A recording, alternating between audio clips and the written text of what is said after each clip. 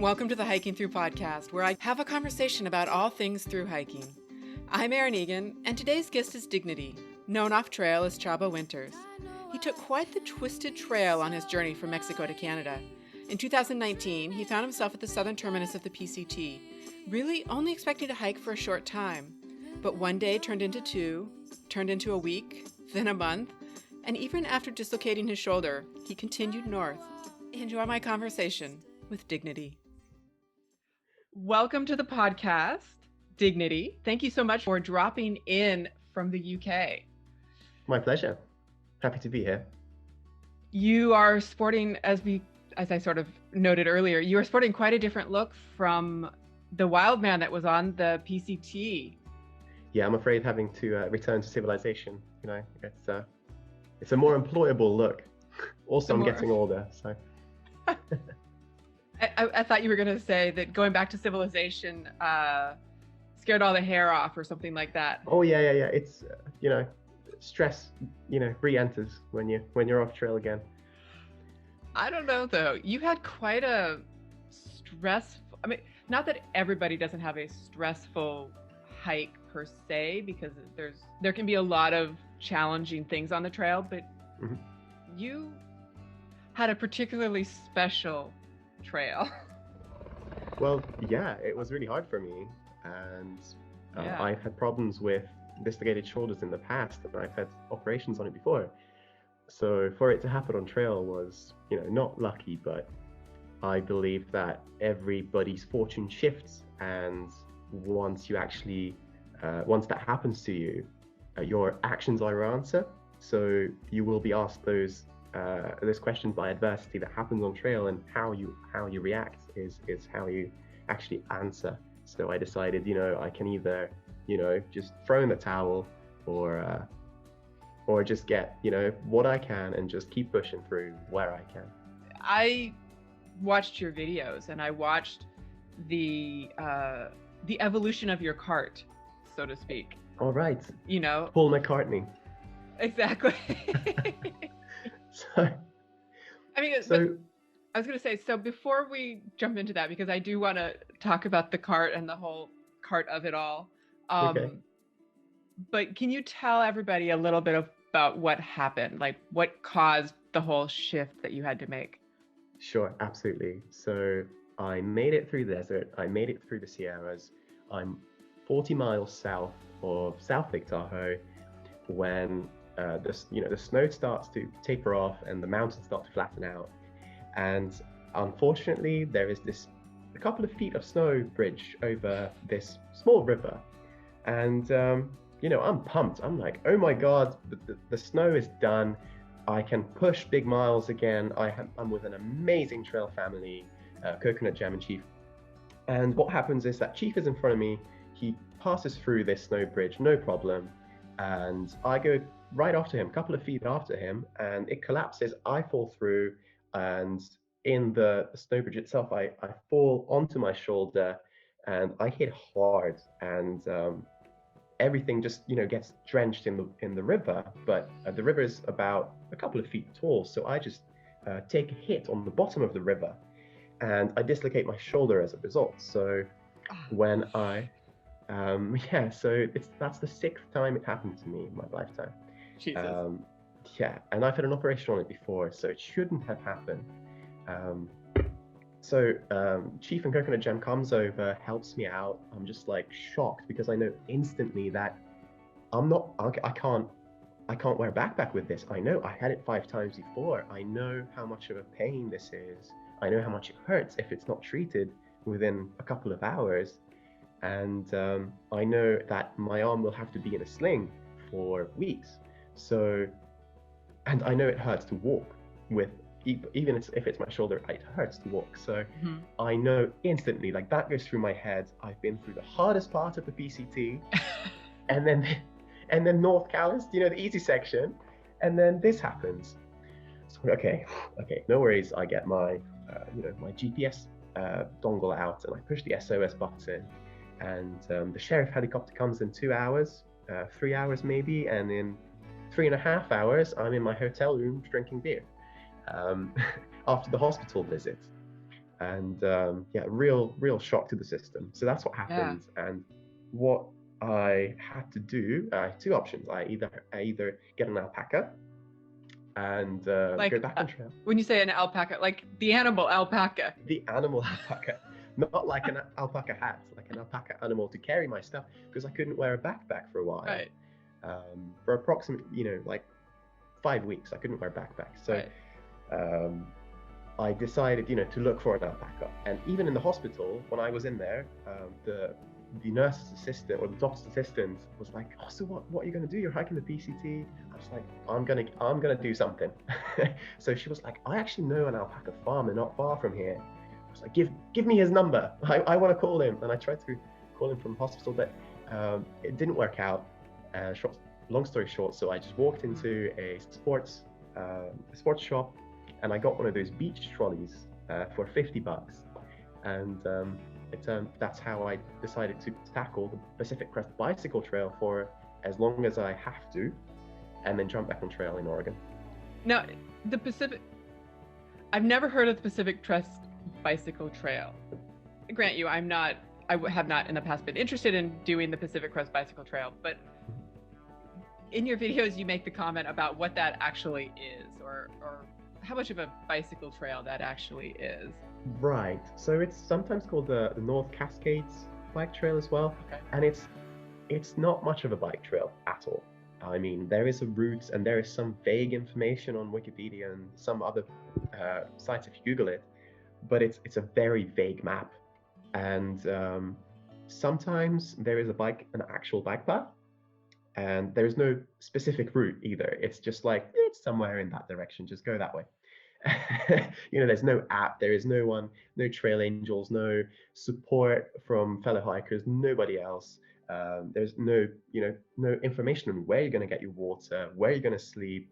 Are you allowed to camp somewhere? Is it private property? Is it public? Who knows? There's a lot of farmland in North California, and I actually ended up walking on the I think it's the M5 that goes all the way to Canada for a while too. And you talked about the I-5. I-5, that's the one. That's the one. Oh, Jesus. Yeah, I know. I know. So yeah, there's no real route to it. So yeah, that was a real struggle. That was actually harder than the Sierras for me. Yeah. And you're there with an arm and a sling, basically. Right. Mm-hmm. Pushing whatever, this cart that essentially has all your worldly possessions in it at that point. Right. Yes, absolutely. Which actually keeps tipping over almost once every 2 days. And I tried to come up with ways of carrying it, because going downhill I actually had to have it like in front of me, so I pull its weight rather than push it and guide it down. And on uphills I had my arm behind me and then kept pulling it. So I very quickly got 2 sticks and just strapped them to my side, and I looked like a horse and carriage, which you can see in the videos.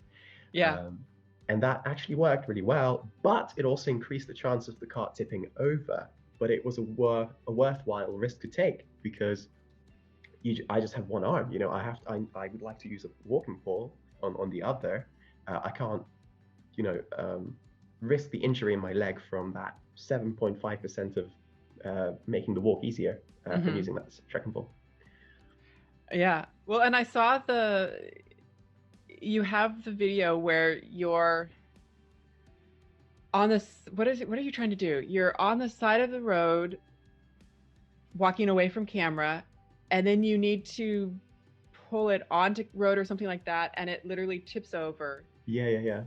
And which is one thing, which is bad enough and annoying enough. But as it tips over and everything starts to scatter across the road, your camera picks up there's another car coming. Right. And then you cut out. So what happened? So there are a lot of near misses that happened on the roads, and that's just one of them that I happened to catch on camera.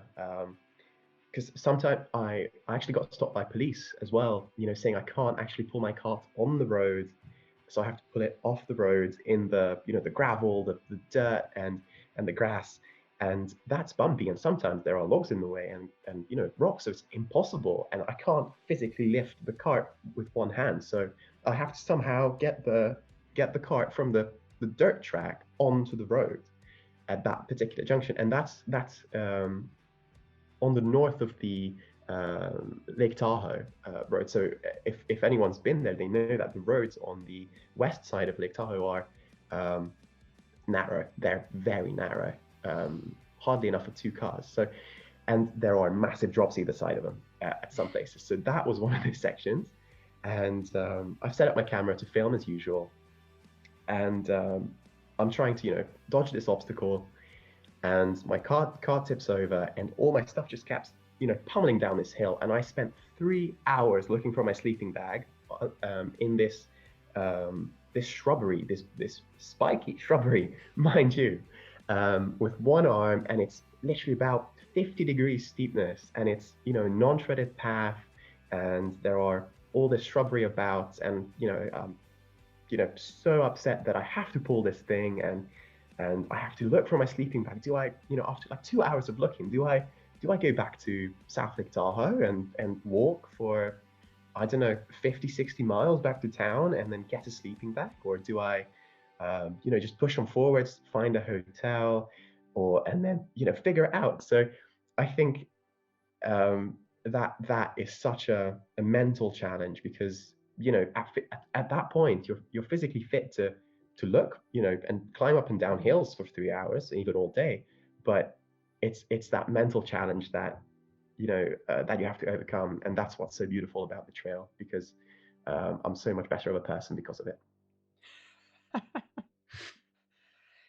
I would expect, I mean, the trail challenges everyone anyway, but I would expect that adding the cart dynamic to your journey of the trail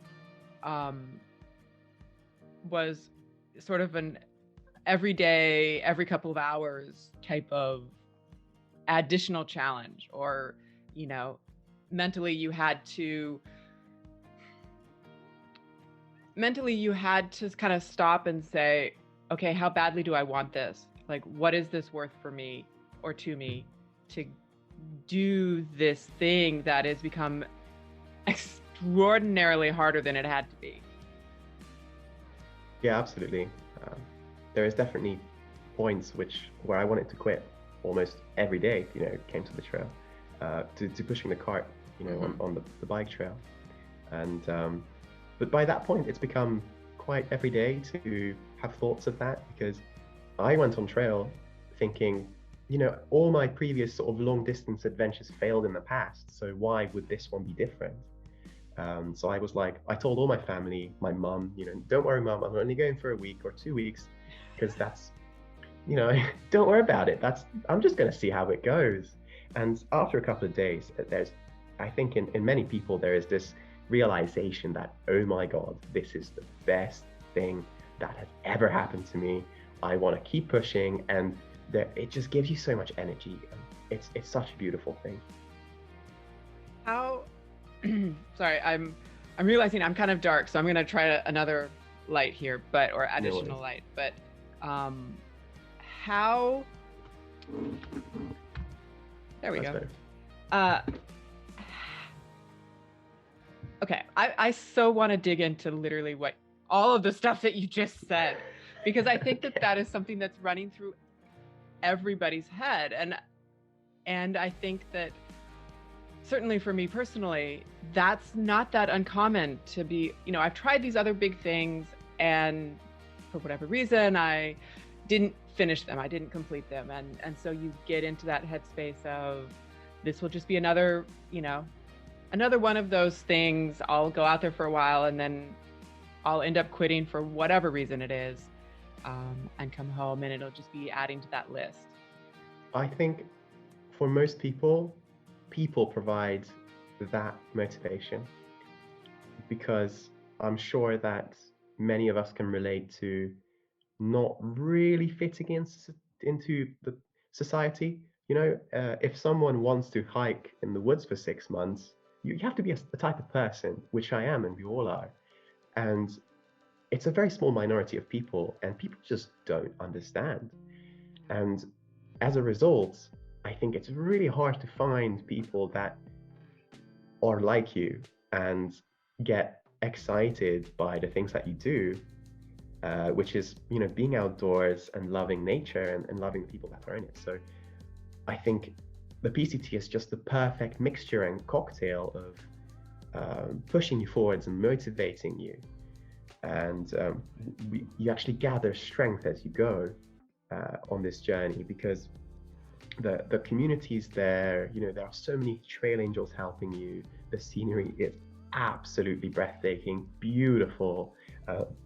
2019 was a high snow year, high precipitation year, so there was super bloom in the desert. I've never even been to a desert. I was like, oh my god, wow.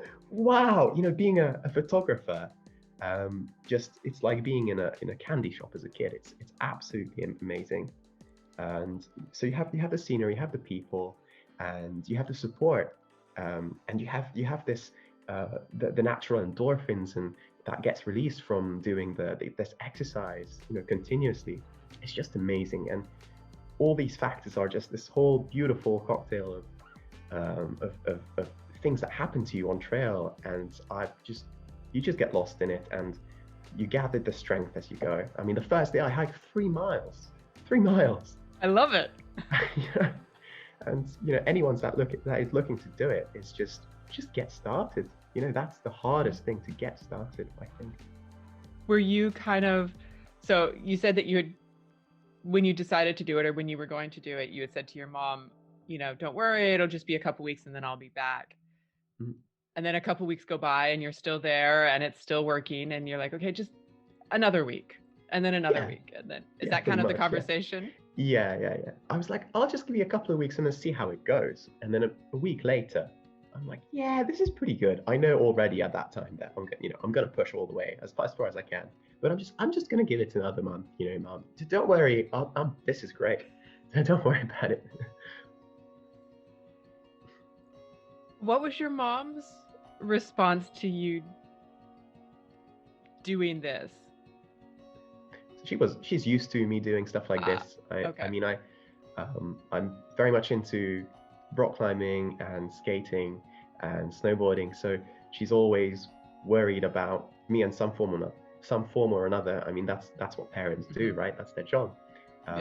But I think she's just used to it at this point. She wasn't as worried as when we climbed the tallest tree in England. When you climbed the tallest tree? Yeah. 60 meters, which is like, I don't know, 180 feet, something like that. Yeah, something like that. I would so love to know why you climbed the tallest tree. I can't stop myself. I've got to ask the question. It's a short answer. In my filming career, I've been a cinematographer for a while, and the first people that I made films for was a tree climbing shop, a professional arborist shop, alpine tree cutting, so they climbed trees, these huge, enormous trees. And I just filmed all these courses, and I was like, oh my God, I want to do this. And so I got all the gear, I just started climbing and got into that community of tree climbing people. And I was like, what's the best tree to climb? Obviously the biggest one in England, so I have to go and climb it. I love it. But I guess that kind of segues us into, you're a professional photographer, professional cinematographer, basically. Right. And you brought a lot of that gear with you. Right. In order to really document this whole adventure for you. That's not light. No. It's all in all 3 kilos of gear extra. Wow. So I didn't want that to, I could not bring it. I had to just pack it down to the bare minimum and my camera I use at work. And I said, I have to bring this because I want the quality to be there. It's going to be amazing if I do pull it off. So yeah, carrying that around is quite a challenge. Cleaning it also is a huge challenge, and managing the data that you capture, and the footage that you capture is also a huge challenge, but well worth it. By far the best shots of my life are taken on trail, and sometimes by accident. The best shot, I think, one of the best is in the John Muir Trail, one of the John Muir bits on the John Muir Trail, and it's this picture looking up at the stars, because we started around 2 a.m. every morning. We started around 2 a.m. to walk on the frozen snow, because you can't walk on slushy snow as far. So we get up, and I just have 5 minutes to myself whilst my trail family is packing up. So I'm like, okay, where can I take a picture of? Everything is pitch black. Oh wait, the stars. Okay, cool. So I just play around for 4 minutes, 5 minutes, and all the practice that I've been through, all the university and the practice and the training and the gear and how to use it just comes into practice at that one moment. And even though that picture took me a couple of minutes to take, that whole life experience of photography has come into it, and that's what's so beautiful about that picture, I think. Had you never really done much star photography or astrophotography before? I do a little, but England isn't the best place for it, if you know what I mean. And I would imagine being out there where there's no light bleeding from surrounding things, you get quite the clear pictures. Oh yeah, light pollution is nowhere to be seen on the John Muir Trail. True. Lots of airplanes. But... Do you have a couple of airplane trails kind of going through some of your long exposures? Yeah. When you set out on the trail with all of this camera gear, what was your goal at that point? Were you going to do the films, or were you just going to sort of capture what you could for as long as you were there, and then, it would be a great adventure that you could talk about? Well, I was hoping I could do the trail right from the start. Okay. And my absolute motivation is people that document their trips. And if it wasn't for actual people writing books or filming this, I would not have done the trail. So Darwin on the Trail, and Dixie with Homemade Wanderlust, without them, I would not have done the trail, because I wouldn't have discovered it. I wouldn't have known what to do, what gear to take, what gear not to take, what life is like on trail. So my goal with these is to motivate other people to go and live their dreams, because if it wasn't for videos like this, I would have not done it myself. And I'm so grateful for them that they have done it. And I haven't really seen or heard of an actual professional actually doing it, a cinematographer that's been on trail before. So I thought, this is my opportunity. I will carry the burden of 3 kilos and just try and document it as best as I can. Do you feel like with the cameras and that kind of stuff, do you feel like you got all the shots that you wanted, or were there a few that you're kind of like, it's gone, we're moving on? So there was a couple of wildlife moments with some deer and some other bits. I actually saw puma at one point. Oh, so really? I wish I had my camera out for that, but it was way too quick, and I'm very grateful that I didn't see it, to be honest with you. But didn't see it for long. Mm-hmm. But yeah, I'm a very minimalist photographer, and I had my camera in my bag for the reason of, I'm only going to take this shot if I know that it's worth it. I know that it's worth stopping, getting the camera out, taking it out of its case, taking a picture, putting it back. So I think that's really that qualitative mindset comes into it of the footage. So you didn't have it handy, on your shoulder strap or anything like that? I tried it for a little while, but only in the last 2 weeks in Washington, when I didn't physically have the space in my pack to put it inside. What was the date when you finished? So it was the 17th of September. Oh, okay. So not too late, but you're starting to get there. When you were doing the hike, you seemed to move in a lot of different family bubbles. And even in the Sierras, you switched a couple of times the families that you were hiking with. Was that just about logistics and that kind of thing, or? Yeah, I mean, I most of my hiking bubbles were American hikers, so they don't have a time limit on when they can finish the trail, and I very much had a very clear deadline of how long I can stay in America for. Yeah. So I actually just had to push on because of time the first 2 times, and the third time I had to leave my trail family behind because of my shoulder. Right. Well, and that was what, from the shoulder perspective, I mean, that was what pushed you to the cart, because you had that time, that 6-month window, that was all that you had. Yeah. How long did you end up with the cart? So I was almost a month. I was putting the cart for, it was a couple of 100 miles. Okay. Like 300 something miles. It was all the way from South Lake Tahoe all the way to Ashland. Oh, when wow. I was putting the cart. Yeah. So it's a long time to to be putting a cart on the road for. Well worth it. Absolutely worth it. But if I didn't do that, I calculated I would have had to walk for 56 miles a day after I could wear a backpack again. I was like, there's no way I'm going to do that. That would ruin the experience for me. Yeah. Well, and it would probably wreck your body as well. Oh, yeah. Would be my guess. Much more than it already was wrecked.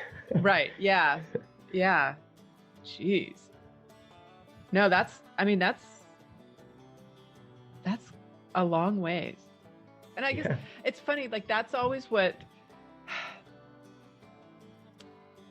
when we think about going from Mexico to Canada, and you're like, okay, it's 2,650 miles and it's going to take about X number of months, depending upon how fast you go. It's always so interesting to me, like when you look at it as a big thing, it feels very overwhelming. It feels very, how am I going to be able to do this? Like, how am I going to be able to finish it?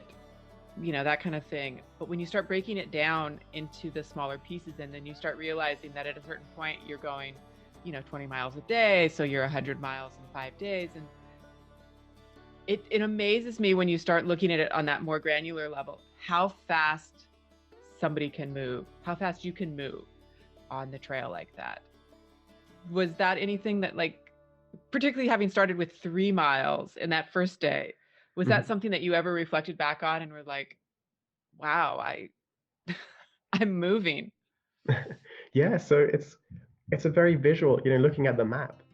It's Southern California takes the most of, the majority of the time. So just looking at that map, exponentially, looking at you on the map, exponentially making progress on it is very motivational. And I think that's an experience for everyone. At first, you find it difficult to just do 10 miles sometimes, and even do just 5 miles after a 10-mile day, seems like the hardest thing in the world. But, we gather strength as we go. And I think that applies to what you're talking about.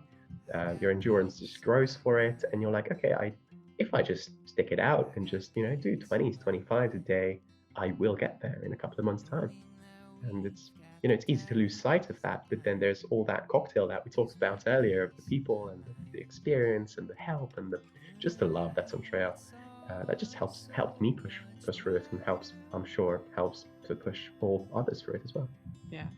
When you came back onto the trail in Ashland, after the whole cart experience, did you still have your hiker legs per se, or did you have to start kind of slow again and then work back up?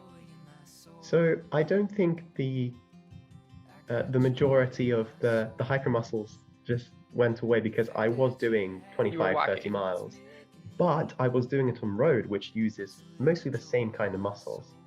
And what I realized is that I'm always walking on the camber on the road, because you're on the side of it. And it's cambered for water to fall off, to dribble off. So that meant that it was just uncomfortable for the body to walk that. So getting back on trail and using those different muscles, which is required on trail because you step in different places all the time. It's much more varied versus much more static on the road. It was just such a relief. I could use trekking poles. I could, I could be on trail. I could wear a backpack. It was such a big change. Oh my God. No one has ever been so happy to see their backpack again. Oh yeah. It was such a good feeling. What's really strange, and I've heard people talk about it as well after they get off trail, is that when they don't wear a backpack, their back hurts. Their lower lumbar area actually hurts because there isn't that pressure that there isn't that weight. So that was really flaring up for me on the beginning of the road hikes, and that never really went away. And as soon as I got back on trail, I got that weight on my shoulders again. And that really helped me actually push the miles. I feel like it's partly a posture thing, like the backpack pulls you upright. And the trekking poles actually help with the weight because it's directly connected to your shoulder. But once there is no weight on the shoulder, then the distribution of the weight is somewhere else. So where it's just lower down. So that's where the lower spine, just gets it. That's the stress. Did you have that same issue or uncomfortableness when you finished and hung the backpack back up again at the end of the day? I didn't do much hiking after I finished. I'm afraid. Oh no. Well, and then I guess we went into pandemic, so. Yeah. Did you have plans to want to do something last year, or? Oh yeah. I was going to do the Te Araroa in New Zealand. Yeah. And partly why I wasn't hiking too much when I returned is because I was saving up for the next trail, and I have all of them: the Patagonia Trail, the Arizona Trail, the Continental Divide, Appalachian, Te Araroa, and you name it, I want to do it. I'm going to do it at some point. Now that you've officially finished something, a trail, an adventure, it feels sort of like the sky's the limit. Well, it seems like the BCT really wasn't just really hard to do compared to these other trails. Probably not the CDT, but compared to, for example, the Arizona Trail, yeah, I would feel confident that that'll work. I'm like 50% gonna finish that, Uh-huh. Was there ever? This seems like now that I'm saying it, I'm thinking it out loud in my head, and I'm like, this is a silly question because of course there was. But aside from the cart or the shoulder dislocation incidents, was there ever a time out there where you were like, oh, I don't know if I'm going to finish this? Or did it just one day built on the next, and it just, the momentum was pushing you? Okay, so mostly, yes, but there is like momentary worries like that. And the biggest worry when I left my trail family with Katie, SOS, and Rosie, or Kind of Bird, a trail name. And I left them behind somewhere in the middle of the Sierras. And I pushed forward, and I actually hiked alone, which is not a good idea, especially in a high snow year. And I crossed Bear Creek by myself and all its tributaries. And I was crossing one of the tributaries at Bear Creek, and I just fell in. The water just took me, and I drifted about a couple of 100 feet down in the river, and it was like, it was like up to like below my chest, and it was quite really scary. That was probably the scariest moment on trail.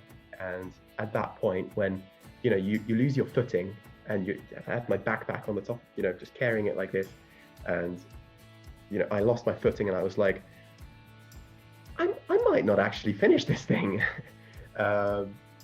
So, but I kind of swam to the side, and I got my balance pretty quick. It felt like a lifetime, but it must have been, like 10-15 seconds. But by that time, the water just dragged me all the way down. So that was quite scary, and that's when I didn't think I was going to finish, because I got out. I was like, oh my god, what if this happens again? I'm alone. What's going to happen next? I have no idea. Was it literally the pressure of the 6-month visa that was pushing you in the Sierras? Because there was a couple of times, watching your videos, there was a couple of times where you went off alone, like you're talking about here, which is kind of crazy in the Sierras in a high snow year. But, and you did it. And I'm assuming that you did it again, even after like the Bear Creek thing, because you felt that you needed to, I'm assuming? Well, yeah, absolutely. I mean, what other choices do you have? You either get to the next town or you press the SOS button. Like that's the two options. And I was like, I haven't injured myself. Mm-hmm. So I'm gonna push, through at least to the next town. But you cycle through those thoughts, and then you're like, oh, I'm fine again. This is great. I met this XYZ, and I'm okay. And we just keep moving forward, and yeah, we'll just take it day by day and see what happens. Do what we can. I mean, Bear Creek was a moment for you that was very scary,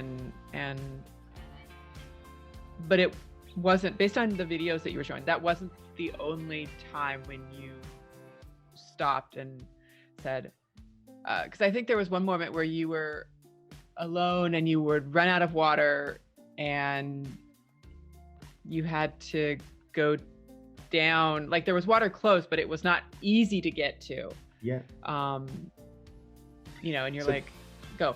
Sorry. That was on the summit to the John Muir mountain, or towards the John Muir shelter.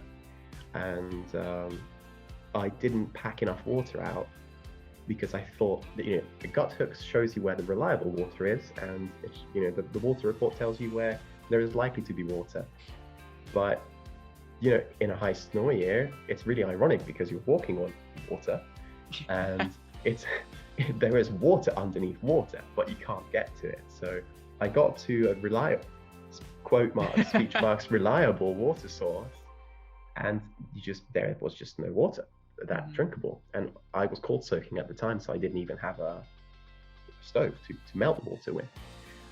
So I kept pushing on. I was like, oh my god, where am I going to get water? There is that lake really nearby, but it's just under snow, so you can't get to it.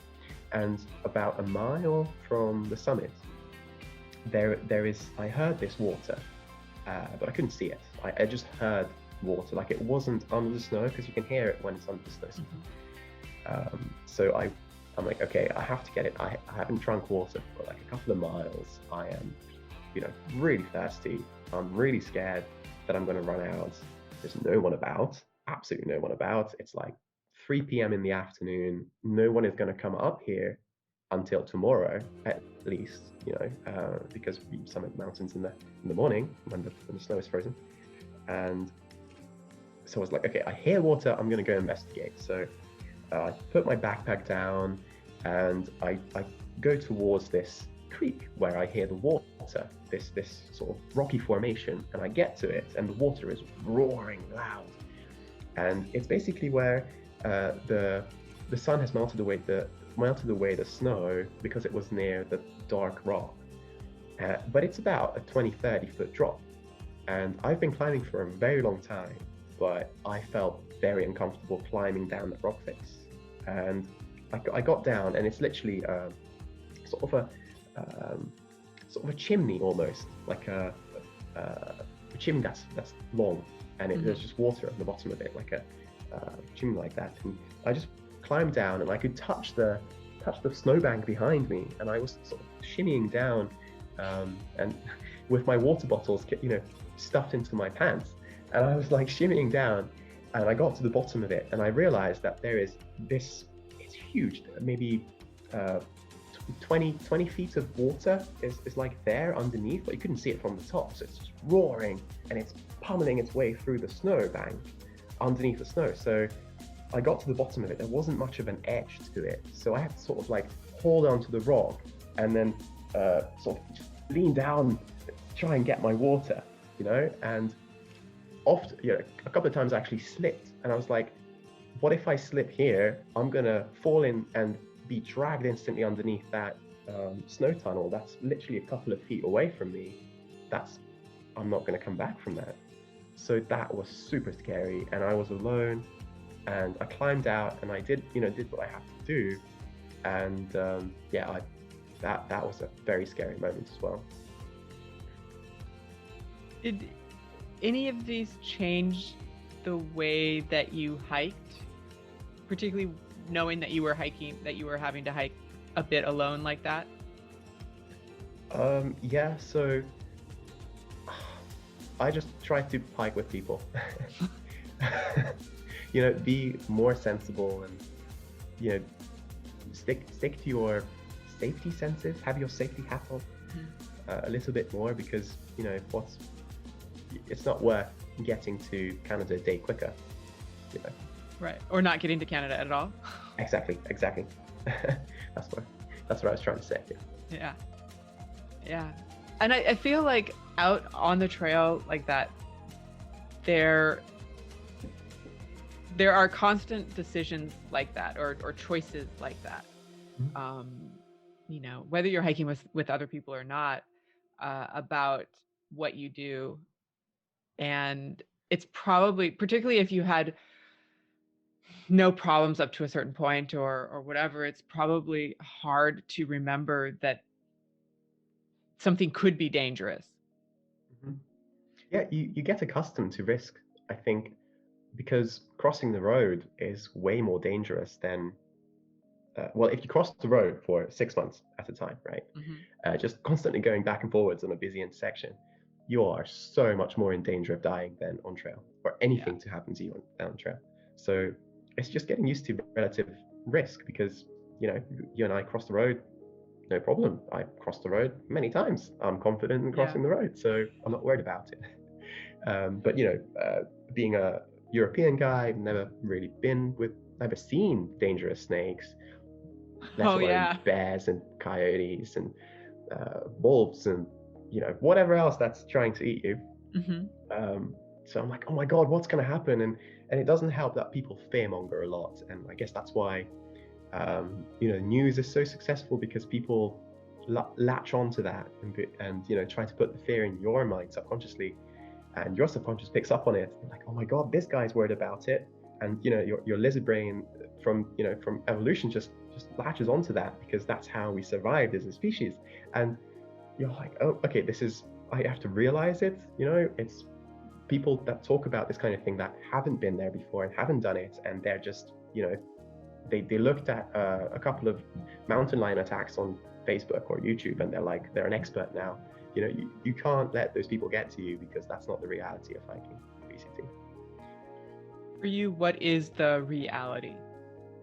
Well, for me, it's just I see life, just regular life, as 2, 3, 4 at best out of 10, and what hiking is for me is a solid 8, 9 and above.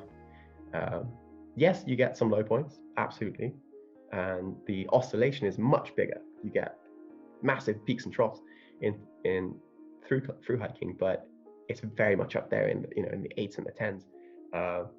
But regular life is just not that good for me. So that puts it into perspective of how good through hiking is for some people.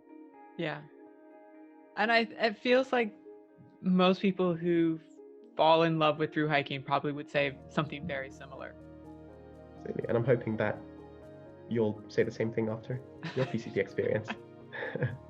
It's now probably a couple years off, but it's still in the cards. So jealous that you'll get to experience that for the first time. What was that first 3-mile day like for you? It was very exciting. I got to San Diego, and there's lots to learn. Done my preparations, and arrived in America for the first time in my life, and everything was like in the movies. It's like, wow, they have big cars, and the streets look like grids, and the people talk like Americans. Amazing. So I was just so overwhelmed, and I still had gear coming in, to the hostel I was staying at. So I stayed in San Diego for a while, and whilst my gear was coming in, I got it at sort of midday, one day, on my start day, the 23rd of March. And I got my gear. I was like, right, no waiting, onto the trail. So I got onto trail. I took the bus and walked from Campo down to the campus. From Campo all the way to the terminus. And yeah, I got there. It was sunset. It was beautiful. I was in tears, literally. I was like, oh my God, I've been dreaming of this or an adventure of this magnitude for all my life. And I'm here and I'm ready and I'm about to take the first step. Very overwhelming. 3 miles out would have put you literally just beyond Campo, probably, right? Yeah, a mile beyond Campo. So you basically just doubled your miles going down and then back up again. Yes, technically I did 5, but you know, in the eyes of the PCT, it was great. Yeah. Well, watching your videos, it made me wonder. It was sort of like watching Survivor Man a little bit, in so much as you don't think about it, but every time that you like walk by a camera, you know, you've got to place the camera, you've got to walk by the camera, you've got to come back for the camera, and then you got to get back to where you were. And there were some shots that you did that you went quite a ways and then had to come back. Yeah, you know, dedicated to to that art form, I suppose. I think the biggest occasion where I did that was crossing a pretty big river, and I think it's an episode 6 or 7, somewhere in the Sierras, where I actually cross a pretty big river, and I obviously have to put the camera down, cross the river, put my gear down, come back, and then cross it again. So crossing the river 3 times, and you know, you just can't do that at other places, and I probably shouldn't have done that. It's not quite worth the hassle, but I got good footage, so there you go. Yeah, there was one, and maybe this is the river that you're talking about. There was one.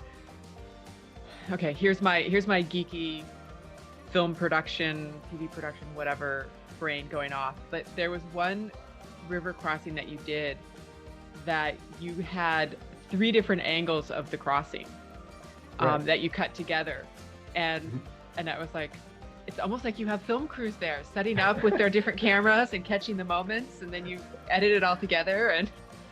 But because I think you only had like 1 camera out there to actually record with.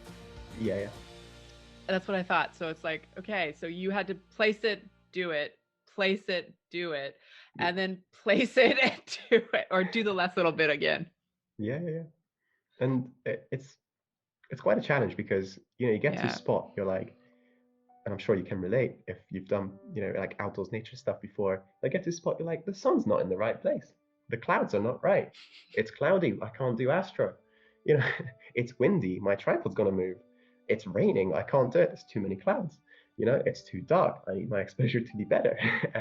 I've run out of memory, I've run out of battery. So you get to a spot and you really have to commit to, you know, to doing something, because you know, sometimes the pictures it doesn't line up. So if the conditions are not right, you just have to, you know, get moving, or just stay there a couple of days until you get that shot, whichever one's, you know, worth your time. Mm-hmm. Did you ever stay someplace for a while in order to get the shot? Oh yeah. that view after what's the first town? I can't quite remember, after Campo. Like Julian? Lake Marina, or Julian you actually go into for the pies and stuff? Oh yeah. So Lake Marina. After Lake Marina, there is this breathtaking view of Salt Lake. I think it's the Salt Lake City. No, Mojave Salton Sea, or maybe Salton Sea. That's the one, Salton Sea, and you can see the Mojave Desert and Spring. Something city called Spring something. Warner Springs. Palm Springs. You Palm Springs. Okay, so you're up there. And I just stopped there, and I was like, just absolutely shocked. And I was like, I have to sleep here. Yes, absolutely, I have to stay here for the night. You know, watch the sunset go down, watch it come up again, that, you know, some places are like that. You just can't leave because it's so beautiful. And I think why some people leave without a camera as well, because that people realize that you're not going to relive that moment. You can go to that place again. And this is one of the questions I struggle with a lot. If someone asks me, what was your favorite spot? What was your favorite section?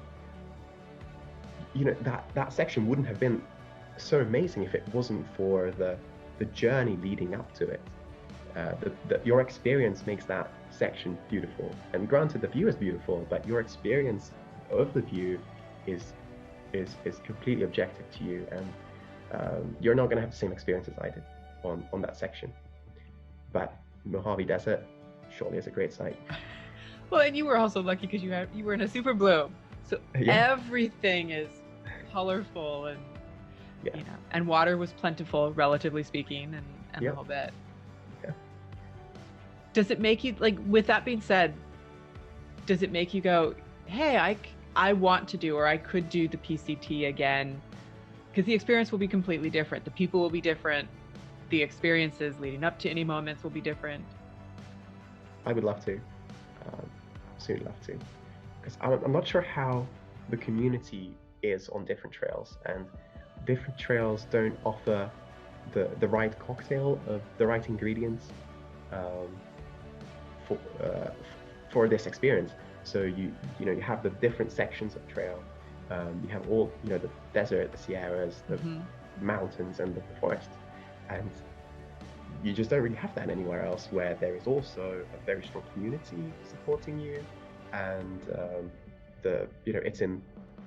you can do it in that season, and I don't think there is that much adversity in the landscape where you also have this support of thru hikers.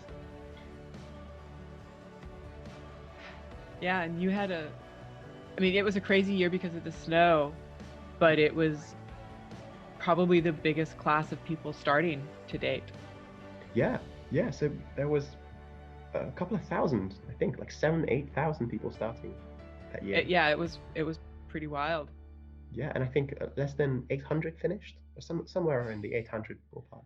Not surprising, again, considering the snow, but even without the snow, even without the heavy snow, like the Sierras are always going to be challenging going northbound. Just regardless. Would you ever maybe flip it around and go southbound and Would be do it cool that to way? do a yo-yo. Could you do a yo-yo in 6 months? No, I would have to marry someone in America. There's an interesting conversation. Anyone willing? I just want to do a yo-yo. That's it. It's so simple. Oh my God, that would be funny. I can almost picture that in my brain, that scene.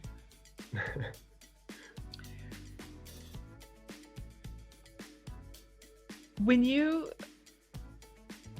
took all of those pictures, I mean, like, you've got stunning pictures that you took from the trail. It almost feels like at the end of the day, and I'm sure probably a lot of people feel this, but you had the equipment to truly capture it. Mm-hmm. The overwhelming wealth of pictures, you know, were you actually going through all of those things while you were out there, or did you wait until you were in town, or did you wait until you finished to try to sort through all of that stuff? And so I'm the kind of person that just sorts through it before I take a picture. So if I think you have to, you know, do it for a couple of years. I'm sure you know that you have to have some experience to do that. But I did it before I took a shot. So I'm like, you know, is this shot going to be good? Yes, I'll take out my camera and then take a couple of variations of it. And I just sort it through it with the sort of behavioral hacking of having my camera in my bag and then only taking it out when I was using it. But I almost got like more than a half of terabyte of footage because I filmed most things in 4K. Yeah. How many pictures did you end up with at the end of the day? I got 1,000 usable ones okay. from the whole trail, and I must have taken maybe 10 times that on trail. Jesus. But you're also doing something really special with all of those, like, because you have your website up, and you're contributing, donating whatever the proceeds from that to the PCTA. Yeah, so that website is, it's doing two things. It's hopefully, someone will see the videos and the website, and they will be like, they will discover the PCT, and they will, go through the journey that I did and go on the PCT. And that, if just one person does that, please let me know, because that is why I did what I did. And the second reason is because I'm trying to give back to the community like so many other hikers. So I'm trying to sell the prints, the pictures, some of the best pictures on trail, and then give as much as I can to the PCT through that. Also sold some stickers in the past and some t-shirts, but I haven't actually made a profit yet. Last month I made, I think it was 49 cents of the profit came in through the website. So, through the affiliate links. So if you go on the website and click on the Amazon link and then buy whatever, you will be supporting the PCTA, because I will give as much as I can to the PCTA from the profits. Right, because you've linked on your website, which is traildork.com. Yeah. And we're going to get into that in just a second. But you've linked like your equipment, both your hiking gear as well as your camera gear. Yeah. You've linked that over to being able to, affiliate link it or whatever onto Amazon, so that people could kit out kind of like what you did. Yep. Was there anything that you started with based on all of the research that you had done that once you got out there, you were like, no, this doesn't work for me? Okay, so 3 words: screw tightening trekking poles. Or 4 words. There you go. No, just don't take them, man. Just don't do it. Buy some proper ones that have the levers, because the screws untighten and you're holding the trekking poles in your hands all day, and you want something nice to hold in your hands. It's going to make the experience much better. So I just chucked them as soon as I could. Those screw-in trekking poles. Right. Also, so you're go on. For the trekking poles. So you're talking about the ones that have. You're recommending the ones that have the what is it? It's like a lever. The lever, that tightens and loosens. Yeah. Or a fixed one. Not the screw ones that sort of tighten and have the spring in it. That was one of the first gear to go. Also, my blow-up pillow went pretty quickly too. It's like, no, I need space for my cameras. Get to here. How do you sleep? Do you sleep on your back, your side, your stomach? I'm a very turbulent sleeper, and I sleep on both of my sides. On my left, less so because of my injuries. Right. But I sleep on my side, and because of that, a quilt was an amazing choice, and I would say that it's an amazing choice for anyone, even if you sleep on your back, because it's so versatile. Just because it allowed you, because it wasn't, I guess, cocooning you, it allowed you to move and shuffle? Yeah. So it attaches to the pad that you sleep on, and that's really great, because if you turn and shuffle, the insulation in you, if you were in a traditional sleeping bag, it would compress, and if you turn, that compression will not undo itself for a while, and there's also long-term health effects to the performance of your sleeping bag as well. If you compress down for a long time, it's not going to perform as well. So a quilt is the way to go. Plus, you don't need the thing. You don't need quilt underneath you, because once the insulation is compressed, you're not going to get much R values out of it. You're not going to get much heat out of it, because the insulation is compressed. It's from the air that it keeps in. So it's literally very much pointless to have something underneath you that's down. So why have something that's down when, for the length of your body, that you're already trying to save, space and weight? It's a beautiful, beautiful combination of efficiency if you get a quilt, in my eyes. And it was warm enough for you when you were in the Sierras? So it was a 30-degree quilt, and it was warm. But in the Sierras, I did have to wear those down booty socks, which is great. And I have to wear everything that I have, even Right. even underwear I have to wear because it was just too cold. Wear all the socks, wear the down booties on top of the socks. How was that for you? I mean, because obviously the stuff that you're wearing, did you have, actually, let me step back from that for a second. Did you have a sleep outfit? So what I tended to do is have a long sleeve thermal garment, like an Under Armour type thing, and merino wool type shirt, long sleeve. And I used that never on my body when I was hiking. I only used it on my body when I was sleeping. So, don't get sort of itchy, scratchy from the sweat that's in your t-shirt all day. But if it's a tactical piece of gear, because if you're feeling cold, then if you put it on top of your t-shirt, it's not going to get as dirty as if you put it on your skin. So that was my sleeping setup. And my down booties were really nice as well. Did you have those ahead of time, or did you pick those up in like Kennedy Meadows or Bishop or something? I picked it up before Kennedy Meadows. I think in Tehachapi I picked them up. Okay. Yeah. Because you knew somebody recommended them, or you just... Darwin on trail.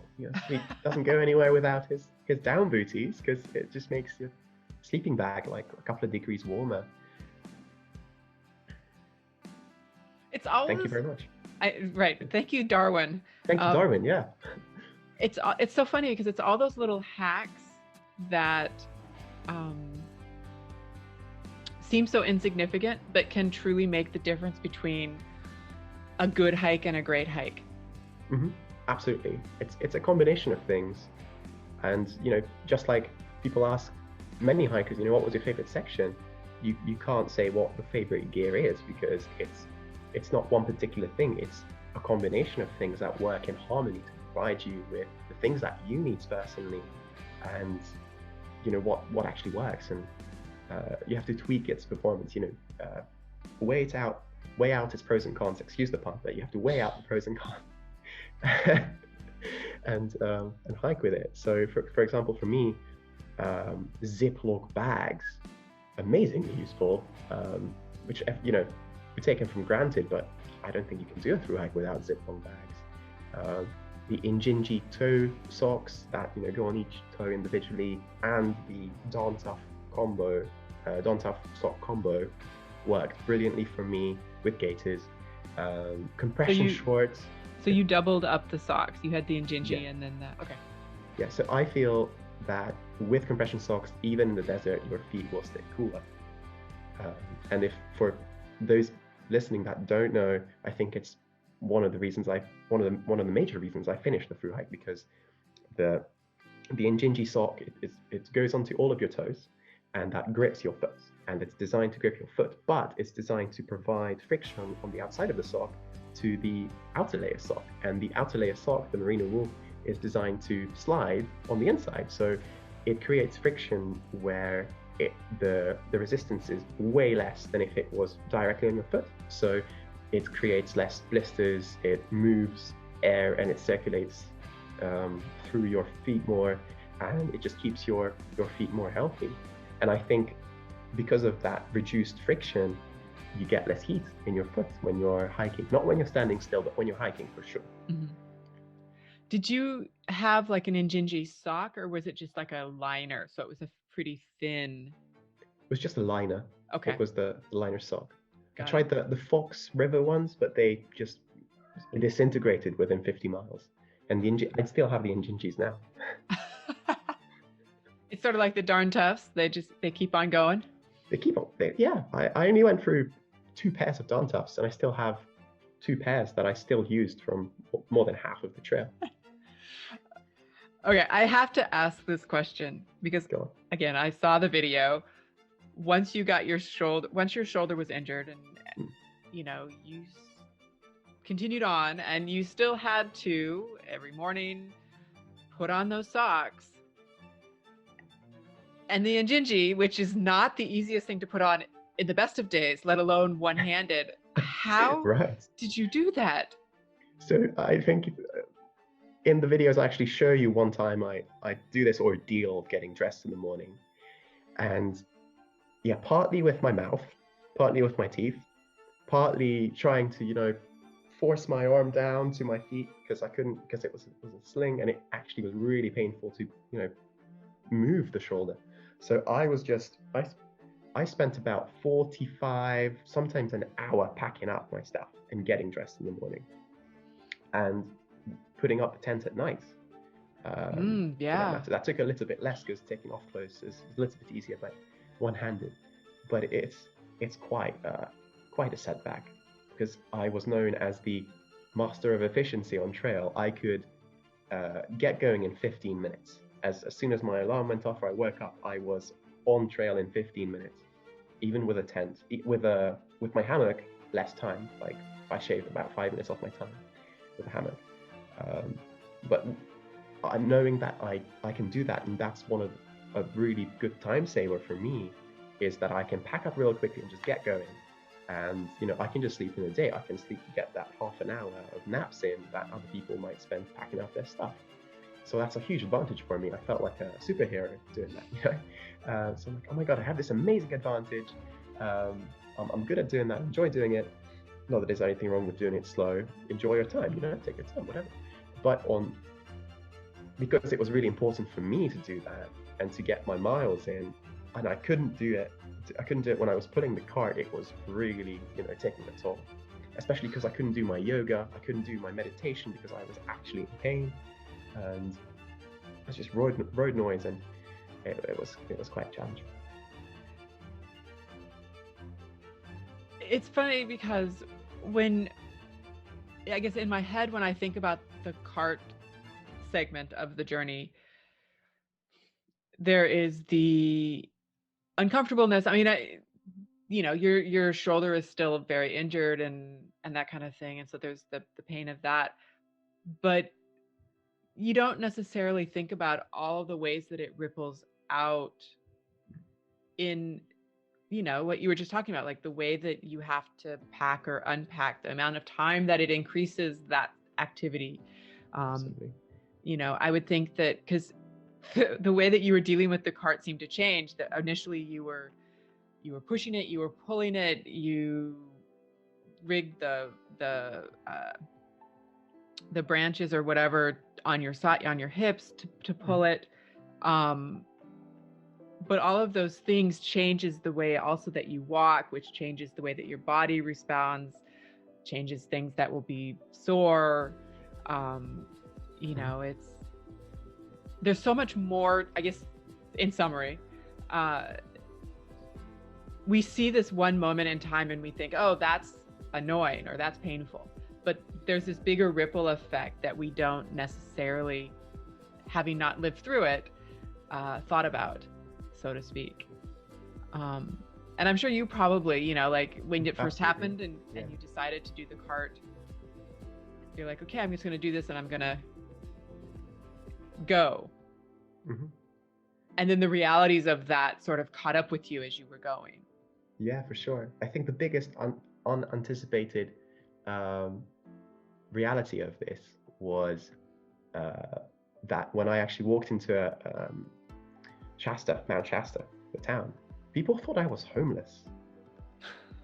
Thru-hikers thought I was homeless. I was having the same it was such a weird experience to be exiled from the thru-hiking community. I had a couple of people, Maple, for example, specifically told me that when we met in Oregon, we met in Shasta and in Oregon somewhere. She was like, "Oh my God, you're not a homeless guy. You actually are hiking the piece." I was like, "I told you." And because I walk into town, big beard, smelly hiking guy, broken arm, pulling a piece of trashy cart.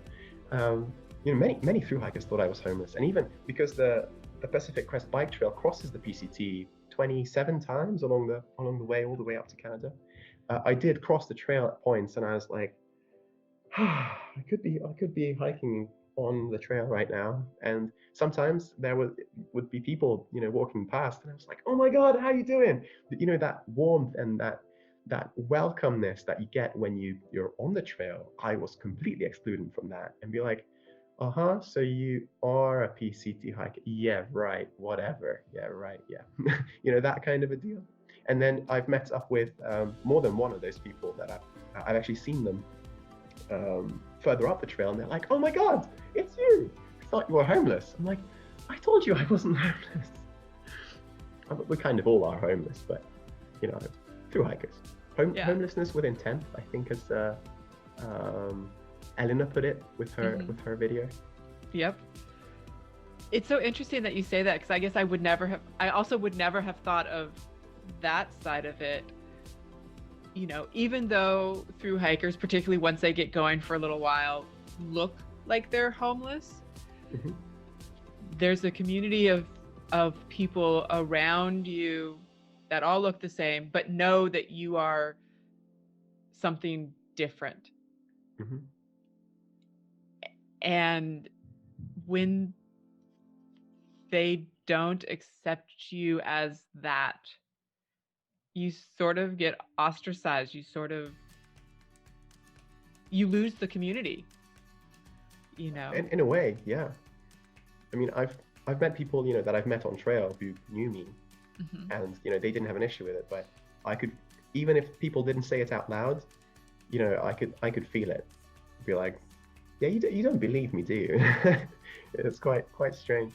And there's no like hate or anything like that from them. It's just it's all love, but it's just you're not on trail. It's a bit strange. It's just, you could see that in their faces. Well, and I could also imagine that, I don't know if you still needed to hitchhike at all to get from certain places into certain towns or whatever. Not? No, I didn't know. Okay. Because I could imagine that it would also be hard, likewise, if you had to do any hitchhiking, because again, you don't now fit the mold of what a thru hiker is, and Exactly. And people are giving trail angels or whatever are giving a pass to a person who looks homeless but is a thru hiker, Yeah. as opposed to somebody who just looks homeless. Yeah. And I think most adventurers will comment on this as well. If you, Alistair Humphreys, one of my favorites, has wrote it in his book, where most of the people in this world are very kind. 99% of the people are very, very lovely and loving, and they enjoy helping people, and it's beautiful. And I say that because even when I wasn't on trail, even when I wasn't in that bubble, I still got helped tremendously. I got approached by DJ and Trudy, and they let me stay in their home, beautiful home in South Lake Tahoe. And they were just biking around, and they saw me pull in the cart, and they're like, "What are you doing, man?" I'm like, I'm hiking from Mexico to Canada. Like, no way, we're trail angels. Like, why are you not on the PCT? And I'm like, oh, it's my shoulder. So yeah, and other cars just stop by a couple of times a day. They're like, "Hey man, do you need anything? Are you okay? Like, is everything all right?" Yeah, thank you. I'm fine. I could use some water, but apart from that, I'm all good. And there were times, which is my favorite hiking on the road story, is when I was just deep in the country of just North Cal, and farms everywhere, very hot. It's July-ish, and yeah, and I'm walking on the concrete, and the concrete's so hot that you can't physically stand on it for more than 5 to 10 seconds, because you're just get blisters on your feet because it burns you. So I'm walking in that, and with no water map, I don't see where rivers are. I see where rivers were on the map, and I see the rivers that artificial ones, little tiny creeks that farmers use to irrigate their lands, but that is full of chemicals that you do not want to drink, and filters do not filter out. It's not a chemical filter that we take on trail. So sorry, say that one more time. I know that I heard you, but I really want to hear what you're saying here. Okay, so the water filter, it filters out bacteria, not Right. chemicals. So from bacteria, you're fine. But if you're drinking from a stream near a field, which they use chemicals to irrigate, pesticides, yeah. Okay.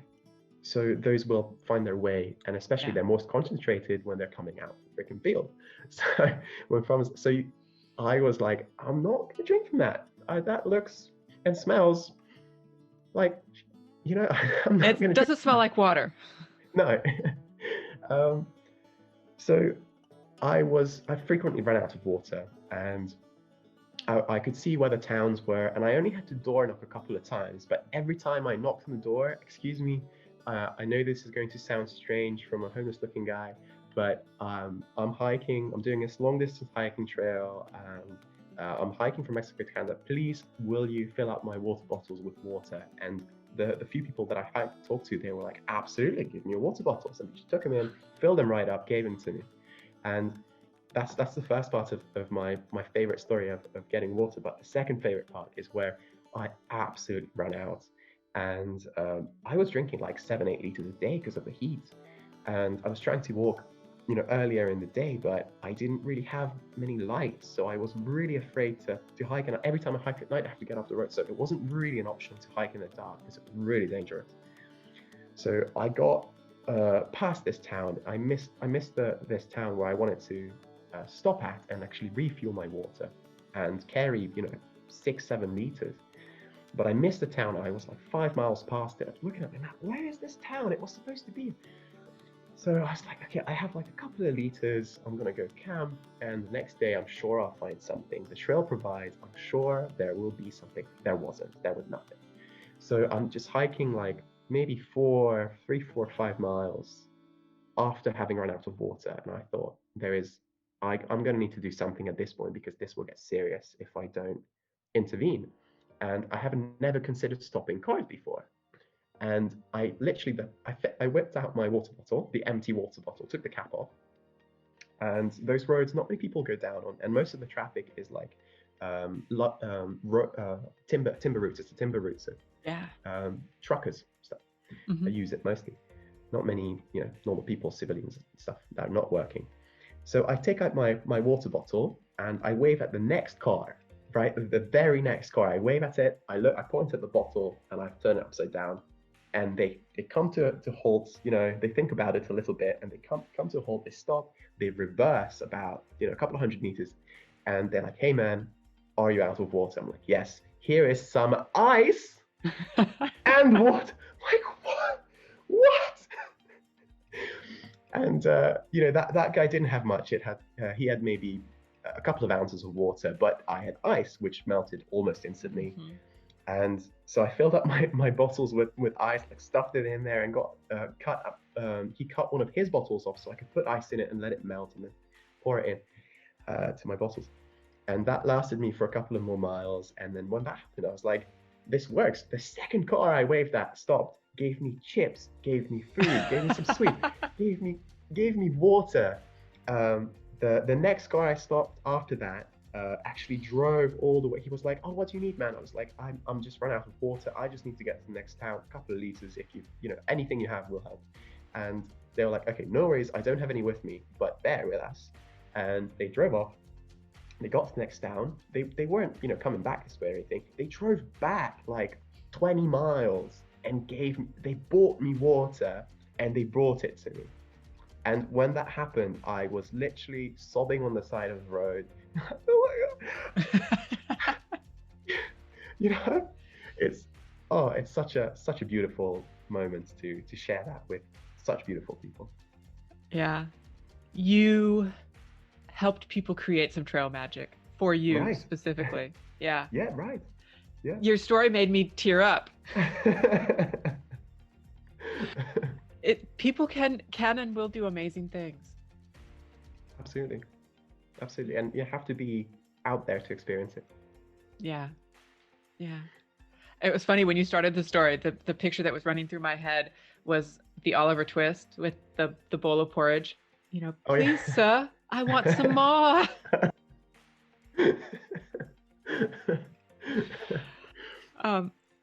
How did you get your trail name, Dignity? So this is actually, my trail name's No Dignity. Even better. It's Dignity for short, and Stark Naked gave it to me, who got stuck. Stark Naked. Yeah, Stark Naked got stark naked at the beginning of the trail at the terminus, whilst surrounded by 30 people. While being stark naked. Yeah, absolutely. Amazing girl, lovely gal. We hiked together for a couple of days, and I'm pretty happy to have made a friend with that. And one of these days, we're hiking together, and we just keep talking, and her mom actually is phoning ahead because she's supported by her mom. Have you talked to her lately, or have you talked to? She has now gone to they or them for her pronouns, or their pronouns. Sorry about that. I just wanted to clarify for you, and also know that the trail was a very as with everybody, I think, was a very life-changing moment for them as well. Yeah. Okay. So Stark Naked was supported by her, their mom, and so this is throwing me off. I never used that before. I know. And her mum, their mum was talking about getting me some snacks, and they were like, "What would you like?" And I was like, "Can you get me some Dignity? Because I have none of it left. I've been seen pooping a couple of miles back." I actually get spotted pooping like 6 times or 7 times after that. Wait a second. So spotted pooping, like what? Yeah, I've been caught pooping. Like, okay. Yeah, I had to go, man. I had to go. So I went and I was caught pooping. So I got caught pooping, and they were like, "Hey, no diggity. I was like, "Yeah, I respond to that. That's good. I can get behind it. That's my trail name. I accept it. That's my trail name." So officially, it's No Dignity. It's No Dignity, but just Dig for short. Dig works on so many levels too, considering the pooping story. Oh yeah, it's beautiful. It's the perfect fit. And the fact that they extrapolated that and assumed that I'm going to get caught pooping again, and I did. I've assumed that it probably happened up the trail. Yeah, like every month, once a month, something like that. So it was sort of like, okay, June is done. We got caught. We're into July now. Yeah.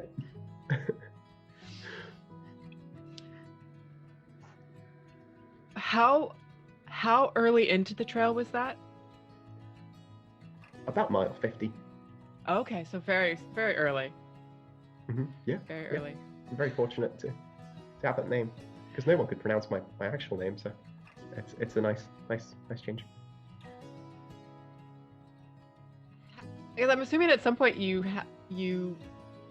had to tell the story to your friends and your mother and your family and so forth.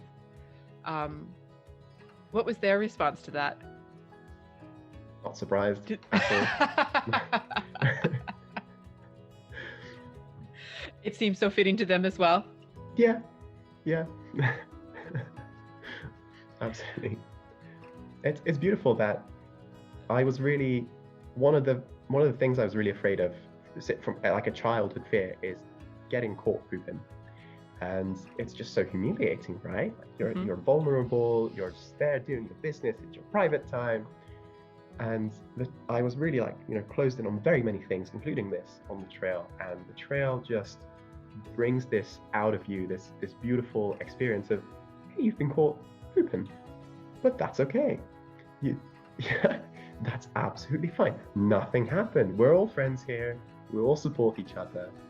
Let's move on with our lives, And I'm like, yeah, this just happened, and I'm still friends with everyone that saw me poop. So I'm gonna, not worry about it anymore. And it's so beautiful how that snowballs into something way bigger Maybe someone that comes on trail that thinks too much about what people think of them might go through the same experiences I did and just not really care that much. Can't please everyone. But most people, will like you for who you are, and that's actually very powerful and beautiful. How has that translated into the rest of your life? So I think a beautiful quote is, "The obstacle is the way." And what blocked your path in the past, or what is blocking your path right now, what once actually impaled or impeded action, is now the way to go. And for me, that in this particular instance was getting caught pooping. And I was, I couldn't get past it. And I realized that without having to push myself through that emotional state, I wouldn't have gotten past very many other things in life after trail. So it's beautiful how the experience of trail just transforms into your life, into your work, into your personal relationships.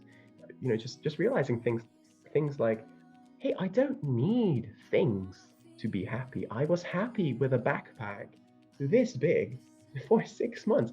What else do I need? I don't need another guitar. I don't need another house or a better car. This is fine as it is. It just shines light on that aspect, and it's so absolutely beautiful to experience that. Did it cause you, when you got back, to start looking around at the stuff that you've accumulated and say, you know what, I really don't need that. I'm okay without that. Yeah. It was life transforming. So I lived in a van a year and a half before trail, and it was a pretty big van. It was a Ford Transit, high top, long wheelbase. And I got back to the van after the trail, and there's limited space in a van. You have to be minimal already. And it's a small apartment. It's a very small apartment.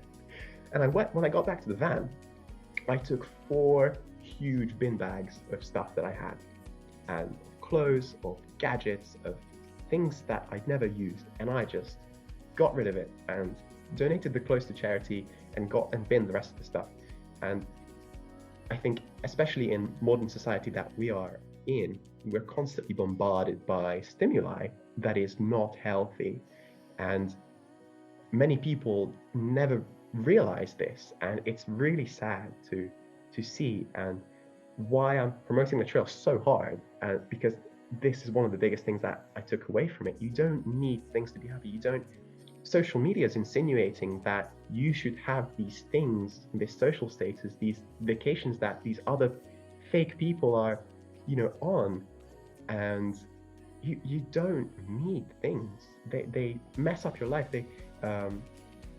This cup, for example, if I had more than 3 cups, I would have to think about those 3 cups. I would have to go into my cupboard and clean those 3. I would use those. I would give them to my friends that come over. But if I just have 1 cup, that's 2 less cups to think about. And it really doesn't sound like much, but if you don't have a Facebook account, that's quite extreme, but I did delete my Facebook after. Isn't it a crazy world when you say, in all seriousness, not having a Facebook account is an extreme action? I know. Oh. Where have we gotten to? Exactly. And it's not just Facebook that is so distracting, it's everything else. And if more people realize that, I think more people will live a healthier, better life. Yeah. Being and appreciating you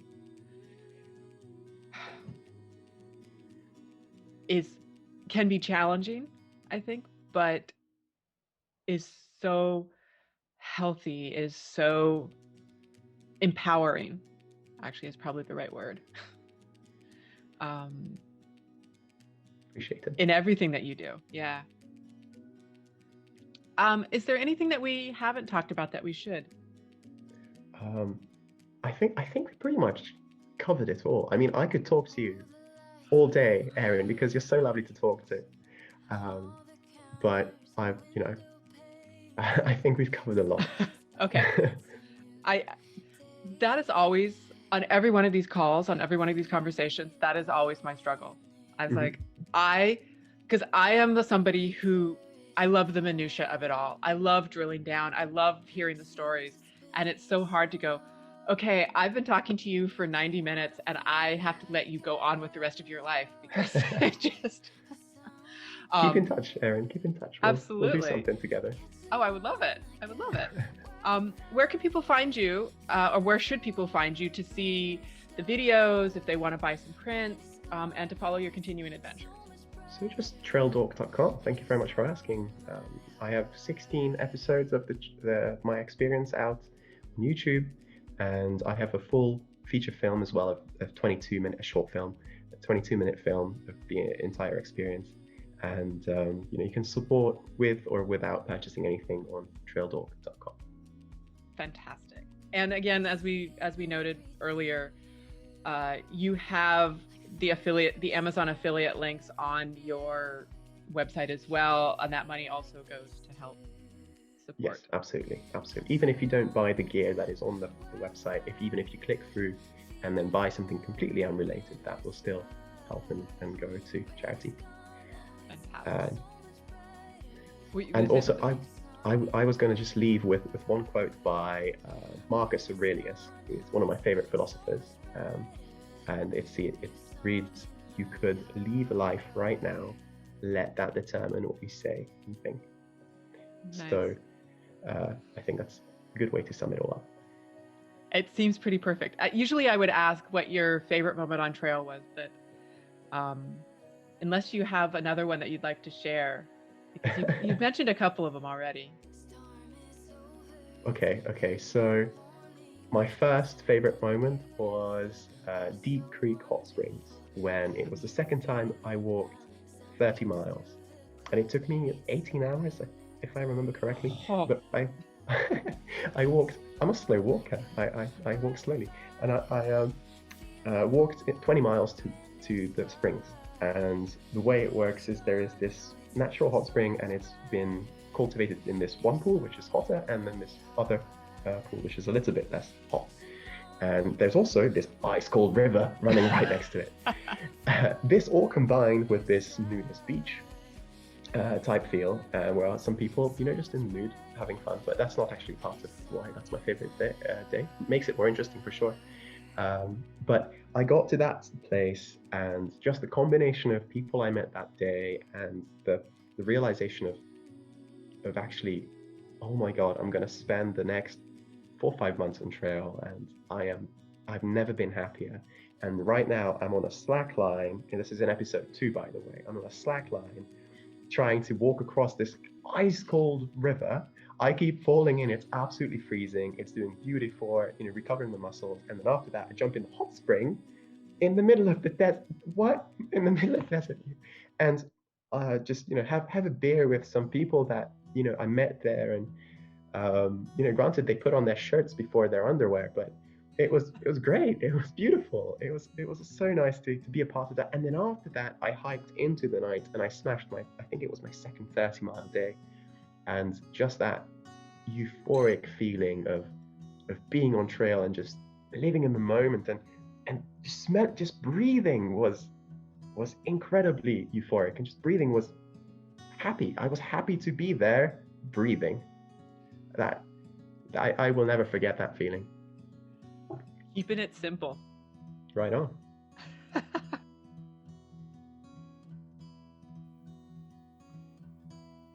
A huge, gigantic, enormous thank you to Csaba for sharing his stories from the trail, and a special curated video version of this podcast, which you can find on our Hiking Thru website, as well as our brand new Hiking Thru channel on YouTube.